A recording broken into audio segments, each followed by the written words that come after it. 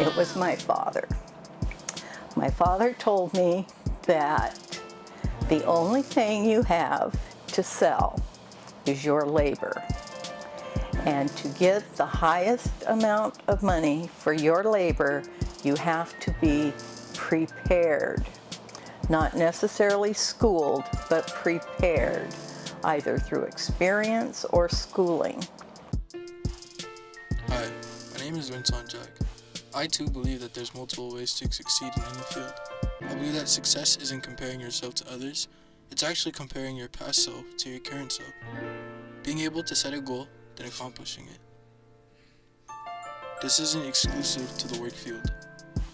From everyday tasks to the hobbies you love, success does not discriminate. I decided the field I wanted to get into was electronics. And at the time, it was shortly after a lot of the men were coming back from Vietnam, and a lot of them that had made careers of the military were getting out of the service.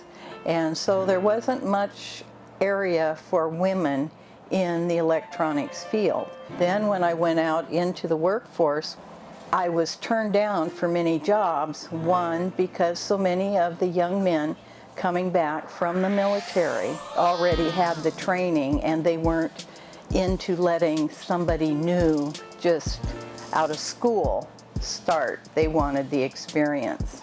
So it was a real fight to get into it. But I eventually did, and spent 35 years in the industry. When I wanted to get into electronics, that I just steadfastly went for it. I didn't back down. I kept going forward, even though I had the setbacks. It was because of what my father had told me.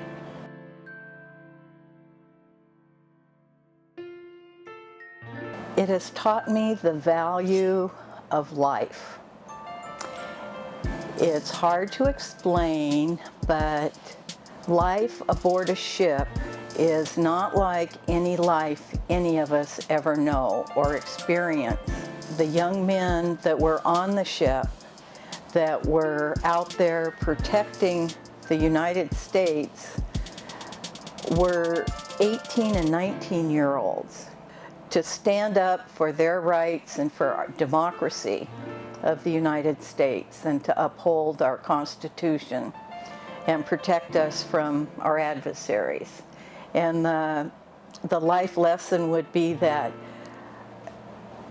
those young men were out there because they wanted to be there.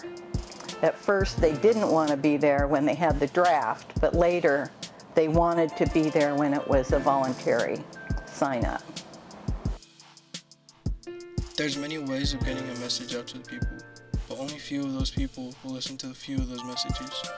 I plan on civically engaging through spreading a needed message through social media. Social media is something that society today can't simply ignore because it's everywhere now. Thank you.